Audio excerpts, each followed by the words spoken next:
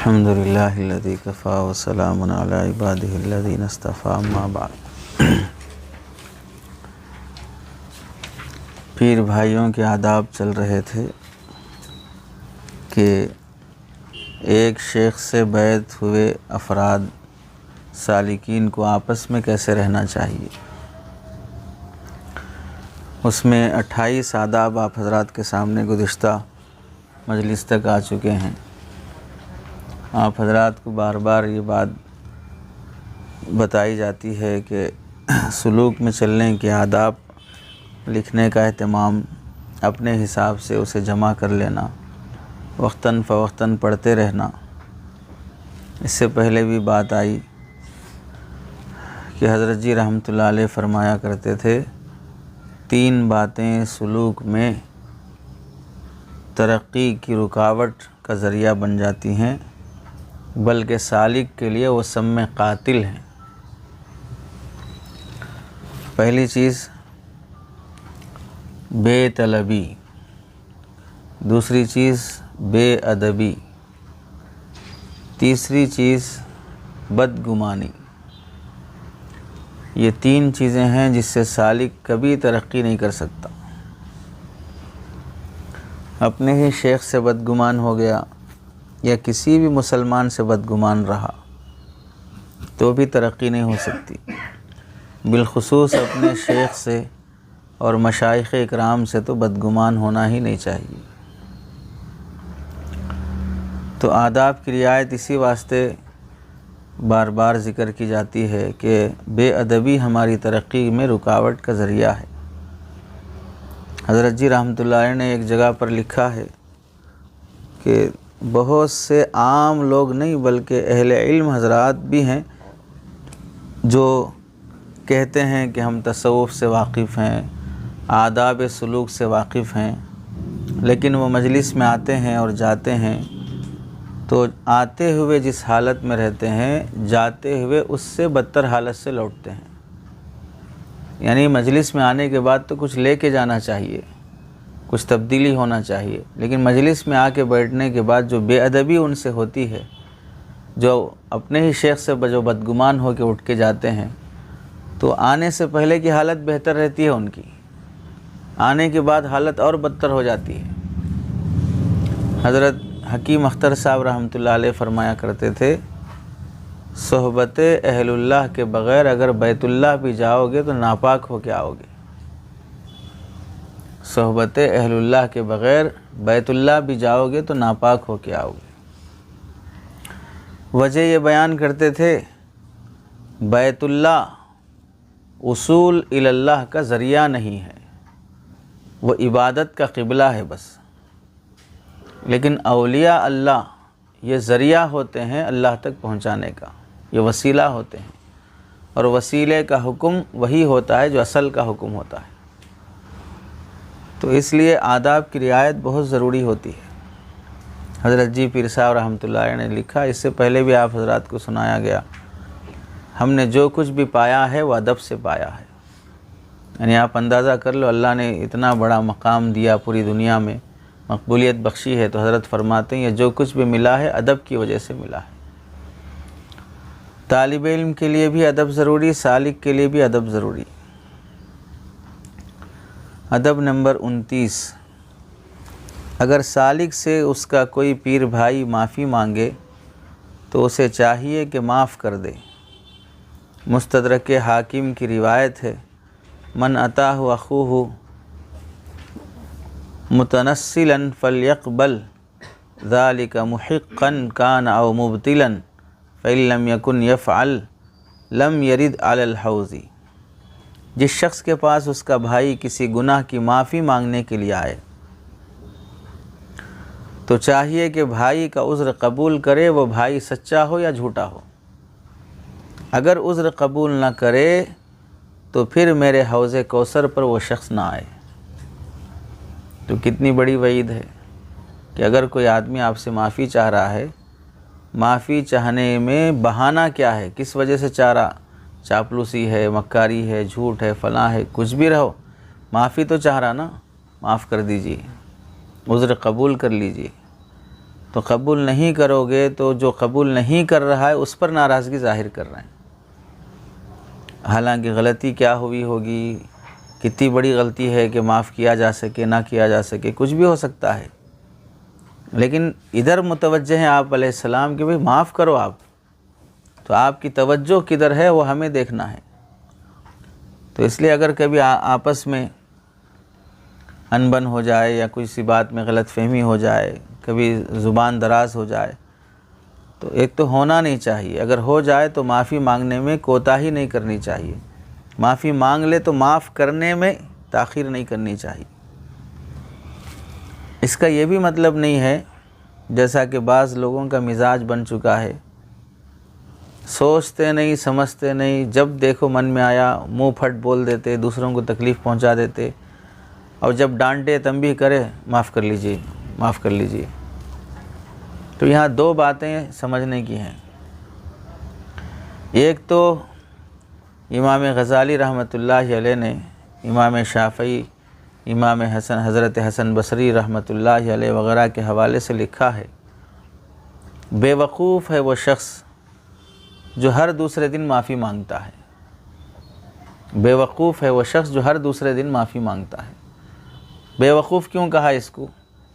اس لیے کہ تم نے غلطی کرنے سے پہلے سوچا کیوں نہیں کہ مجھ سے جو بات میں بول رہا ہوں نہیں بولنا چاہیے، جو کام میں کر رہا ہوں نہیں کرنا چاہیے، سوچے کیوں نہیں، بلا سوچے کہ کر دیے، اور ہر دن کرتے جا رہے معافی مانگتے جا رہے، ہر دن کرتے جا رہے معافی مانگتے جا رہے، مطلب تمہیں عقل ہی نہیں ہے کہ تم کیا کر رہے ہو۔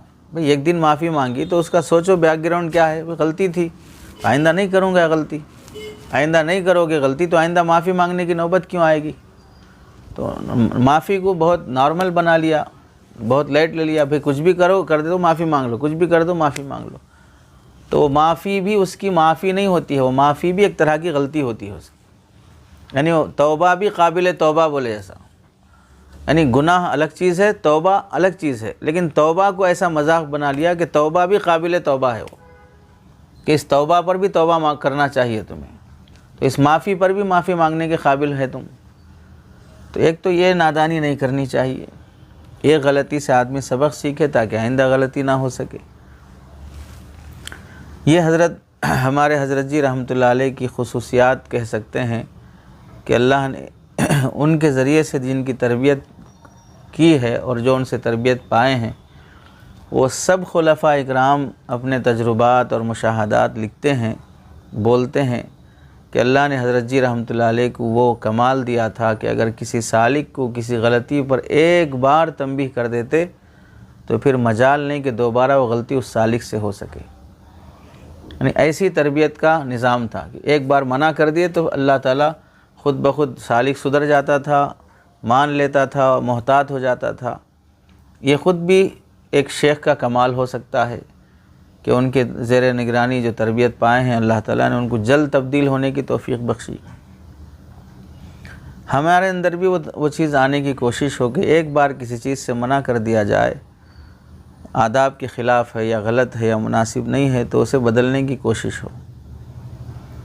دوسری چیز، معافی مانگنے میں آپس میں معافی مانگ لینا، تو اس موقع پر تو سالک کو اختیار ہے کہ بھئی آئندہ آپ ایسی زبان استعمال نہ کریں، اب تو ٹھیک ہے ہم معاف کر دیں گے، معاملات کا حصہ ہے یہ معاف کرنا، تاکہ میں پکڑا نہ جاؤں، آپ پکڑے نہ جائیں، آج آپ سے غلطی ہوئی کل مجھ سے ہو سکتی ہے، تو یہ درخواست کر سکتے ہیں کہ بھئی ٹھیک ہے معاف کر دیتا ہوں، آئندہ ایسی حرکت نہ کریں میرے ساتھ۔ لیکن اگر یہی معافی کا معاملہ شیخ کے ساتھ ہو کہ آپ نے کوئی بے ادبی اپنے شیخ کے ساتھ کر دی، کوئی غلطی اپنے شیخ کے ساتھ کر دی، بے ادبی ہو گئی، اور شیخ آپ کو ڈانٹ رہا ہو، تنبیہ کر رہا ہو، تو دوران تنبیہ سالک کا یہ کہنا معاف کر دیجئے، یہ تواضع نہیں ہے، تکبر ہے۔ اسے بغور سنو کہ اگر سالک غلطی کر بیٹھے اور شیخ اسے ڈانٹنا شروع کرے تو شیخ کی گفتگو تنبیہ کی چل رہی ہے، ادھر سے فوراً سالک کہہ رہا ہے کہ مجھے معاف کر دیجئے، یہ اس لمحے معافی مانگنا تواضع نہیں ہے، تکبر ہے وہ۔ تکبر کیسے ہے؟ حضرت تھانوی رحمۃ اللہ علیہ کے ملفوظات میں لکھا ہے، ابھی یہیں موجود ہے حضرت تھانوی کی کتاب ملفوظات والی، حضرت نے اس میں لکھا وہ سالک جو دوران تنبیہ معافی مانگتا ہے، دراصل اس کا نفس شیخ کی تنبیہ اور ملامت سننے تیار نہیں رہتا۔ کیسا ڈانٹ رہے میرے مجمع میں، کیسا بول رہے، فوراً بند کرو ان کی زبان، معافی مانگ لو، ٹھنڈے پڑ جاتے۔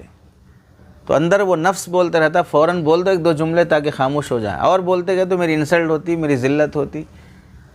تو حضرت تھانوی فرماتے ہیں معاف کر دینا الگ چیز ہے، لیکن یہ ڈانٹ تمہاری اصلاح کے لیے ہو رہی ہے، تو کیا معافی مانگنے سے تمہاری اصلاح رک جائے گی؟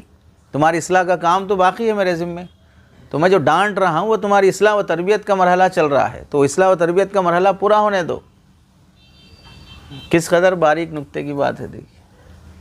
تو ایسے نہیں کہا گیا حکیم الامت، لقب دینے والے ہمارے جیسے لوگ نہیں تھے۔ آج کل کے جلسوں میں اشتہارات میں جو لقب لگا دیتے ہیں، جس کو چاہے مصلح امت لکھ دو، حکیم الامت لکھ دو، فلاں لکھ دو، کچھ بھی کر دو۔ اگر وہ سر درد کی دوا بھی دے رہا تو اسے حکیم الامت لکھ رہے ہیں، پیٹ درد کی دوا بھی دے رہا تو اسے حکیم الامت لکھ رہے ہیں۔ کون سا حکیم کدھر آنا چاہیے وہ بھی نہیں آ رہا تمیز۔ تو آج کل کے لقب نہیں تھے دینے والے، وہ ایسے لوگ تھے کہ خود ایک اپنے دور کے مقتدا اور امام کہلا سکتے تھے۔ تو شیخ کی تنبیہ کے دوران معافی نہیں مانگنا، تنبیہ مکمل ہو جائے تو پھر معافی مانگنا، اور دوران تنبیہ وہ جو بولنا چاہ رہا ہے اس کی طرف توجہ سے سنو کہ کس بات پہ ڈانٹ رہا ہے، کیا جملے بول رہا ہے، توجہ سے سنو۔ اس میں ہماری اصلاح مضمر ہے، چھپی ہوئی ہے۔ وہ اصلاح کے جملے سننا نہیں چاہ رہے ہیں، فوراً معافی مانگ لے رہے ہیں، تو تنبیہ رک جائے گی، رک جانے سے تمہاری اصلاح کہاں سے ہوگی؟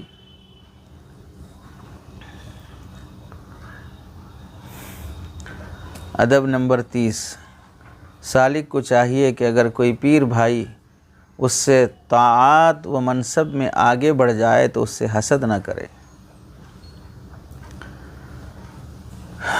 یہ امراض قلب میں سے ہے، دل کی بیماریوں میں سے ایک بیماری حسد کی ہے۔ اور جیسے منورات ہوتے ہیں دل کو روشن کرنے والے اعمال، ویسے مظلمات بھی ہوتے ہیں دل کو تاریک کر دینے والے اعمال، کالا کر دینے والے اعمال۔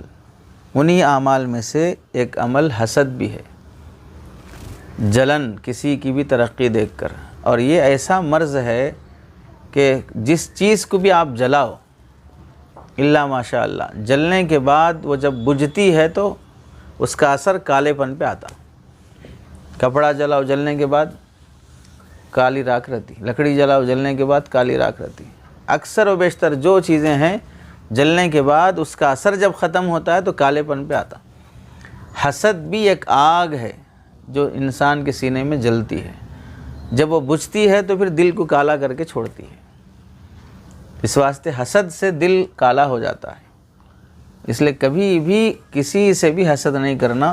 سلوک میں چل رہے ہیں، کسی سالک کو شیخ قریب کر رہے ہیں، اس سے خدمت لے رہے ہیں، یا اس کو سبق آگے بڑھا رہے ہیں، یا اس کو ساتھ رکھتے ہیں، تو اس کی بھی حکمت ہوتی ہے کہ بھئی وہ اس لائق ہے، یا اس کو تربیت زیادہ ضرورت ہے، یا کوئی بھی وجہ ہو سکتی ہے۔ ہمارے کو نہیں رکھتے، فلاں کو رکھتے، ہمارے سے نہیں بولتے، فلاں سے بولتے۔ اب اس سے حسد کرنا، اس کی غیبت کرنا، یا اس کی برائی کے پیچھے پڑنا، یہ ہرگز نہ کریں۔ سالک کو چاہیے کہ اگر کوئی پیر بھائی اس سے طاعت و منصب میں آگے بڑھ جائے تو اس سے حسد نہیں کرنا چاہیے۔ ہر ایک اپنی تقدیر کے حساب سے ہی لیتا ہے، چاہے وہ جسمانی روزی ہو چاہے وہ روحانی غذا ہو۔ جسمانی روزی ہے، جیسے ہم سب بیٹھے ہیں، آج رات کا کھانا کس کا کیا ہے کس کو معلوم۔ ہم بحیثیت طالب علم یہ بول بھی دیں کہ بھئی آج رات ہمارے مدرسے میں پکا یہ کھائیں گے، ہو سکتا ہے اتفاقاً وہ بھی نہ ملے، ہو سکتا ہے کہ اللہ تعالیٰ کچھ اور نظام کرے۔ باقی جو لوگ ہیں رات میں کس کو کیا نوالا ملے گا کیا معلوم ہے۔ یہ کھانا سوچے تھے نہیں ملا، وہ کھانا سوچے تھے نہیں ملا، جو نہیں سوچے تھے وہ مل گیا۔ جسمانی غذا میں جیسا بندے کا ہر ایک کا الگ الگ دانہ ہے، ویسے ہی روحانی غذا میں بھی ہر ایک کا الگ الگ مسئلہ ہے۔ کس کو کیا مرتبہ ملتا، کس کو کیا منصب ملتا نہیں بول سکتے۔ کتنے اللہ کے بندے وہ نہیں ہیں جنہیں بہت کم عمر میں اللہ تعالیٰ نے دل کی صفائی اور پھر اجازت و اصلاح کا مقام نصیب کر دیا، اور کتنے بڑی عمر کے ہیں کہ اللہ تعالیٰ نے اور مرحلے رکھے ہیں ان کے لیے۔ حضرت جی حکیم الامت رحمۃ اللہ علیہ نے حضرت محی السنہ شاہ ابرار الحق صاحب رحمۃ اللہ علیہ کو جو اجازت دی، 22 سال کی عمر میں اجازت دی۔ حکیم الامت اشرف علی تھانوی جیسا اچھال پتال کر کے، جھاڑ توڑ کر کے، پورا اوپر سے نیچے دیکھ کے صاف ستھرا کر کے دینے والا شخص 22 سال کی عمر میں محی السنہ کو اجازت مل رہی۔ کتنی بڑی عمر کے لوگ نہیں رہے ہوں گے اس موقع پر۔ تو آج اگر کسی کو 20-22 سال کی عمر میں اجازت ملے تو کیا بولتے لوگ؟ خلافتیں بٹ رہی ہیں، خلافتیں تقسیم ہو رہی ہیں، خلافتیں ایک عمرے کی ویزا پہ مل جاتی ہیں، ایک حج کی ویزا پہ مل جاتی ہیں، ایک ہدیے پہ مل جاتی ہیں۔ کتنا آسان ہے لوگوں کو بولنا۔ یہ بدگمانی نہیں تو اور کیا ہے؟ ہم سے فجر کی سنت کا اہتمام نہیں ہو رہا ہے، فجر کی جماعت کا اہتمام نہیں ہو رہا ہے، فلاں تسبیح کا اہتمام نہیں ہو رہا ہے، اور منہ اٹھا کے بولنے چلیں مشائخ کے بارے میں، بزرگوں کے بارے میں۔ تو اس واسطے اگر کسی کو اللہ تعالیٰ آگے بڑھا دے تو اس سے حسد والا معاملہ نہیں کرنا چاہیے۔ آپ دیکھ لیں انبیاء اکرام میں بھی بعض انبیاء ہیں، وہ حضرت نوح علیہ السلام کتنے سال عبادت کی، کتنے سال نبوت کا کام کیے۔ عیسیٰ علیہ السلام کتنے سال کرے؟ 33 سال میں آسمانوں پہ چلے گئے، وہ 950 سال کرتے رہے حضرت نوح علیہ السلام۔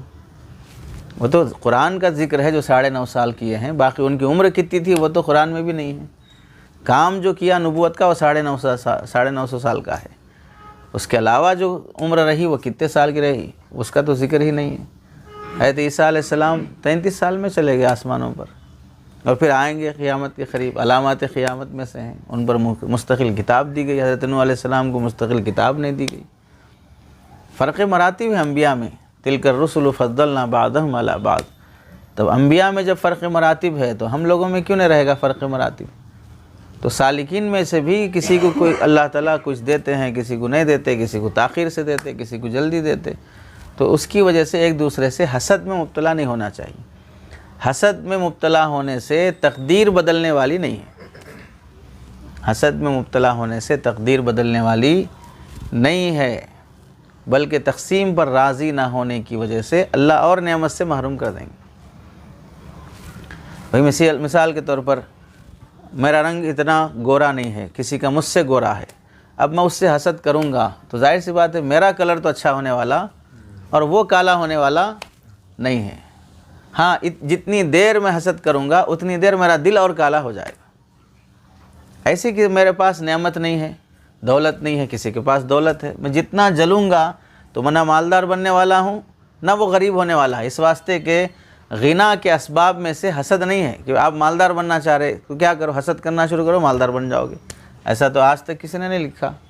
مالدار بننا ہے تو کماؤ، محنت کرو، یہ لکھا ہے۔ حسد کرو مالدار بن جاؤ گے، وہاں کا مال یہاں آ جائے گا، تو پھر وہاں کا مال یہاں آ گیا تو وہ بھی حسد شروع کیا، یہاں کا پھر وہاں چلا گیا، تو کھیل تماشے رہتے۔ پھر کیرم بورڈ کا جو سکہ ادھر سے ادھر، ادھر سے ادھر جا رہا ہے، وہ حسد سے ادھر آ گیا مال، میں استعمال کرنے تک سامنے والا حسد کر دیا، پھر چلا گیا، پھر وہ استعمال کرنے تک حسد کیا، ادھر آ گیا، کیسے رہے گا؟ تماشے ہیں یہ تو حسد سے نعمت بدلنے والی نہیں ہے، تقدیر بدلنے والی نہیں ہے۔ تو اس واسطے کسی سالک کو اجازت نہیں ہے کہ وہ دوسرے سالک سے حسد کرے۔ ہاں یہ غور کرے کہ کن اسباب کی وجہ سے وہ آگے بڑھ رہا ہے، کیا وجوہات ہیں، اس کے اخلاق دیکھو، اس کا تقوی دیکھو، اس کی زبان دیکھو، اس کے معاملات دیکھو، جس کی وجہ سے اللہ اسے ترقی دے رہے ہیں۔ میں بھی وہ کوشش کروں گا، ان اسباب کو حاصل کرنے کی کوشش کرے تو اللہ تعالیٰ اس پر نواز دیں گے۔ ادب نمبر 31، سالک کو چاہیے کہ وہ اپنے کو کسی دوسرے شیخ کی جماعت سے افضل نہ سمجھے، کیونکہ وہ بھی طریقت میں اس کے بھائی ہیں۔ یہ بھی اس زمانے میں بہت بڑی اہم ہدایت ہے۔ اب جیسے فقہاء اکرام میں 4 مسالک ہیں، ایسے ہی صوفیاء اکرام میں بھی 4 سلاسل ہیں جو مشہور ہیں۔ سلاسل تو اور بھی ہیں، جیسے فقہاء اکرام میں اور بھی فقہاء گزرے ہیں جن کا مسلک نہیں چلا ہے، جن کا مسلک نہیں چل پایا، تو ایسے ہی صوفیاء اکرام میں بھی ایسے لوگ ہیں جن کا مسلک نہیں چل سکا، 4 ہی سلسلے مشہور رہے ہیں، لیکن ہیں سب کا مقصد اللہ تک پہنچنا، کسی کا مقصد گمراہی تک پہنچنا نہیں ہے۔ اللہ منتخب کر لیے 4 فقہاء کو، بہت سے فقہاء میں ایسے منتخب کر لیے کئی صوفیاء میں 4 سلاسل کو جو کہ مشہور ہیں، تو سب چونکہ اصول اللہ کی خاطر ہی محنت اور کوشش میں لگے ہیں، تو وہ سب ہمارے پیر بھائی کہلائیں گے۔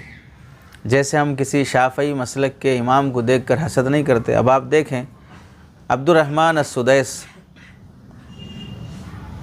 جو امام ہیں کا حرم کے، ان کے پیچھے نماز پڑھنے کو ہم افضل سمجھیں گے یا نہیں سمجھیں گے؟ حنفی نہیں ہے وہ، تو کبھی خیال آیا کہ بھئی نہیں حنفی نہیں ہے، چھوڑو بھئی حنفی امام دیکھو کہاں ہے دیکھیں؟ کبھی خیال نہیں آتا۔ شافعی ہے، امام غزالی کتنے بار نام نہیں آتا، حنفی نہیں ہے، شافعی ہے۔ کتنے ایسے بزرگان، ابن تیمیہ، ابن قیم جوزی، حنفی نہیں ہے۔ کتنے بزرگان دین نہیں ہیں، کتنے لوگوں کی کتابیں نہیں ہیں جو ہم پڑھتے ہیں، وہ حنفی نہیں ہیں۔ جیسے ہم ان بزرگوں کا عزت اور احترام کرتے ہیں، حالانکہ وہ حنفی نہیں ہے، وجہ کیا ہے؟ یہاں مسلک کا لحاظ ہی نہیں ہے۔ وہ بھی صحیح مسلک ہے، یہ بھی صحیح مسلک ہے، وہ بھی امام صحیح، یہ بھی صحیح امام صحیح۔ اس واسطے فقہ میں بھی ہم ائمہ اکرام کا نام لیتے ہوئے احترام سے نام لیتے ہیں۔ امام شافعی، امام بول کر ہی پھر نام لیتے ہیں، شافعی رحمہ اللہ۔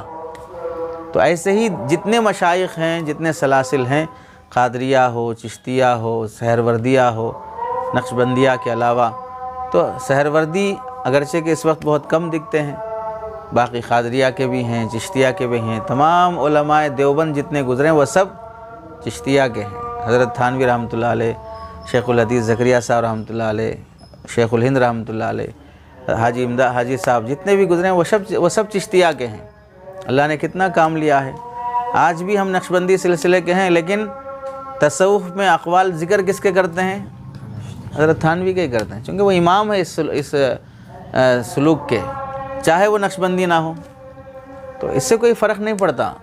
دنیا میں، ہندوستان میں جو دین اسلام کے عام کرنے میں جن کا نام سر فہرست آتا ہے، خواجہ معین الدین چشتی رحمۃ اللہ علیہ، تو چشتی سلسلے کے ہیں۔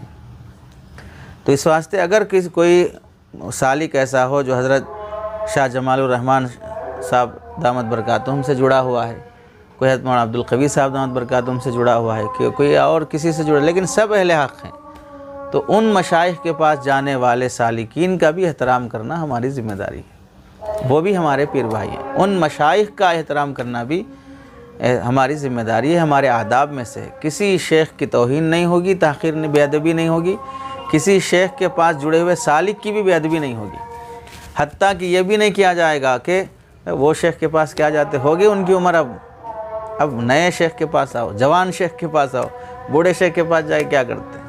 ایسی بدتمیزی بھی نہیں کی جائے گی۔ ہم کسی اور شیخ اور بزرگ کا روحانی لحاظ سے مقابلہ نہیں کر سکتے۔ تقابل اور تفاضل کی ہمیں اجازت نہیں ہے کہ ایک شیخ کو دوسرے شیخ سے تولنا شروع کر دیے۔ اپنے شیخ کو بھی نہیں تولنا ہے، اپنے شیخ کو دوسرے شیخ سے بھی نہیں تولنا ہے۔ ہم اس کے ہم اس کا حق ہی نہ رکھیں۔ بقول علامہ انور شاہ کشمیری رحمۃ اللہ علیہ کے، ہم سے پہلے جتنے لوگ گزر گئے، جیسے امام بخاری، امام نووی، امام قسطلانی، امام عسقلانی، یہ جتنے بھی گزرے ہیں، ان سب لوگوں نے ہم سے پہلے اللہ کے یہاں جنت میں اپنے خیمے بنا لیے ہیں۔ تو جن کے خیمے جنت میں بن چکے، گڑ گئے، ان کے بارے میں اپنی زبانیں کھول کر اپنے خیمے جہنم میں نہ گاڑو، اپنے خیمے جہنم میں نہ بناؤ۔ جن کے خیمے جنت میں بن چکے ہیں ان کے بارے میں زبان کھول کے اپنے خیمے جہنم میں مت بناؤ۔ تو اپنی زبان کو ان کے متعلق قابو میں رکھو، لمٹ میں رکھو۔ آج کل یہ بھی بعض لوگوں نے چلا رکھا ہے کہ بھئی حضرت فقہ میں بھی چلایا لوگوں نے، اگرچہ کہ غلط ہے، فتاوی شامی میں لکھا ہوا ہے کہ بھئی امام حضرت مہدی آئیں گے تو کون سے مسلک پہ عمل کریں گے؟ شافعی پہ، حنفی پہ، فقہی؟ کس پہ عمل کریں گے؟ امام حضرت مہدی کوئی دودھ پیتا بچہ ہیں، جب آئیں گے ان سے پوچھ لو کہ آپ کون سے مسلک پہ چلیں گے، ہم سے کیوں پوچھ رہے ہو؟ کسی نے نہیں کہا کہ بھئی اگر کہ وہ امام مہدی آئیں گے تو حنفی مسلک پہ چلیں گے، چونکہ یہی مسلک پوری دنیا پہ چلتا ہے، تو شافعی لوگ خاموش بیٹھیں گے، پھر حنبلی خاموش رہیں گے، پھر ان کو بتانے کی ضرورت ہے امام مہدی کو کون سے مسلک پہ چلنا چاہیے۔ حضرت عیسیٰ علیہ السلام آئیں گے تو کون سے مسلک پہ چلیں گے؟ 4 مسلکوں میں۔ کس قدر بے ادبی پر مشتمل سوال ہے۔ نبی سے پوچھو گے مسلک کون سا ہے؟ نبی کے بعد جو چیز بنی ہے، امتیوں نے جو چیز بنائی ہے دلائل کی روشنی میں، وہ چیز انبیاء سے پوچھو گے کہ بھئی آپ کون سے مسلک پہ چلو گے؟ نبی ہیں وہ، نبی کو اس وقت کون سا مسلک صحیح لگے گا، یا وہ خود 4 مسلکوں کو ایک مسلک کریں گے؟ جو بھی ہوگا، نبی اللہ کا مکلف بندہ ہے، وہ پیغمبر ہے، براہ راست وہاں سے وہی لیتے ہیں وہ، ان کے متعلق ایسا سوال ہی کیا مطلب؟ ایسا سوال ایسا ہی ہے جیسا احمقانہ سوال ہے کہ ہم جب فجر کی سنت پڑھتے ہیں تو کیا نیت کرتے ہیں؟ سنت کی نیت کرتے ہیں۔ رسول اللہ جب فجر کی سنت پڑھتے تو کیا نیت کرتے تھے؟ احمقانہ سوال ہے۔ بھئی آپ نماز مطلق نماز پڑھتے تھے، آپ سنت کی نیت کیسے کریں گے؟ آپ کے پڑھنے سے وہ سنت ہوتی ہے، آپ پھر مزید کس کی سنت کی نیت کریں گے؟ یا اس سے آگے بڑھ کے آپ یہ بھی سمجھنے کے لیے ایسا بھی سوچ سکتے ہیں کہ وہ ایک مردہ انتقال ہوتا ہے، جنازہ دفن کیا جاتا ہے تو قبر میں من نبیوں کا سوال ہوگا۔ نبی جب دفن ہوگا تو نبی سے کیا سوال ہوگا؟ احمقانہ سوال ہے۔ نبی سے کیوں پوچھیں گے من نبیوں کا؟ بول جیسے بیوقوفی ہے ایسی باتیں کرنا، نبی سے یہ پوچھنا کہ بھئی من نبیوں کا، ایسے ہی مشائخ کے بارے میں یہ سوچ لینا، پوچھ لینا، خیال کر لینا کہ حضرت مہدی آئیں گے تو کون سے سلسلے سے رہیں گے، حضرت مہدی کے ساتھ جو قافلہ رہے گا وہ کون سے سلسلے کا رہے گا، چشتیہ کا رہے گا، سہروردیہ کا رہے گا، چشتیہ کا رہے گا، فلاں کا رہے گا، اور وہ آئیں گے تو کون سے مسلک پہ چلیں گے، حنفی ہوں گے، شافعی؟ تماشے کی باتیں کر رہے ہو۔ سلوک میں ڈھنگ سے چلو۔ حضرت مہدی کو سلوک میں چلانے کی کیوں کوشش کر رہے ہو؟ ہم جو چل رہے ہیں سلوک میں وہ آداب کے ساتھ ڈھنگ سے چل لیے بس کافی ہے۔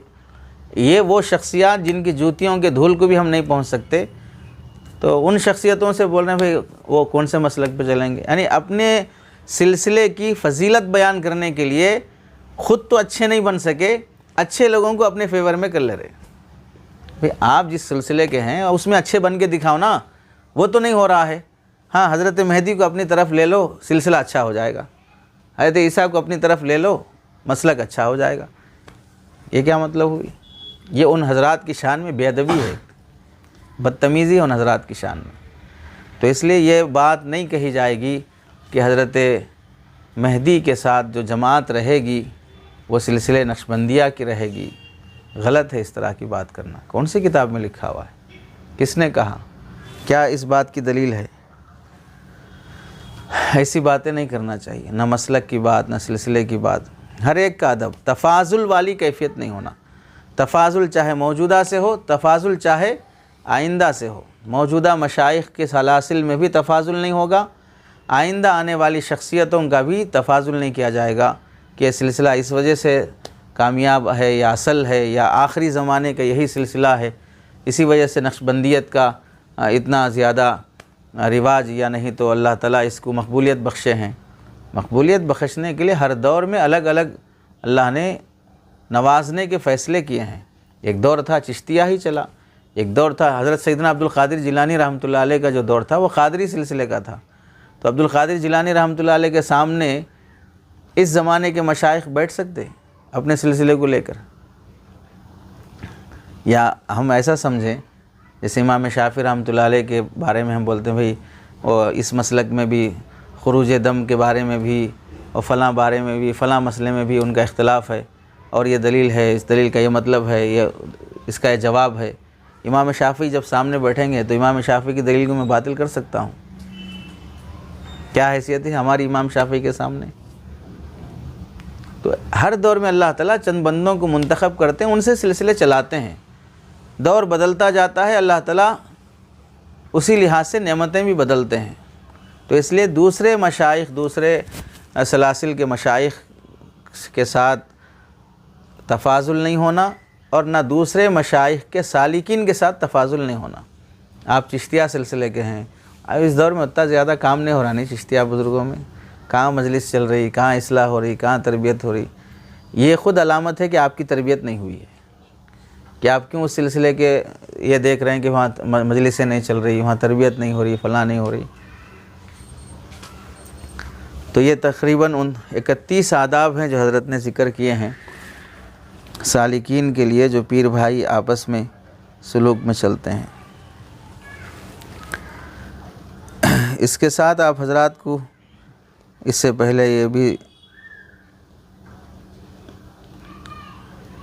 معمولات کے سلسلے میں بھی سنایا گیا تھا۔ وقوف قلبی سلسلے عالیہ نقشبندیہ کے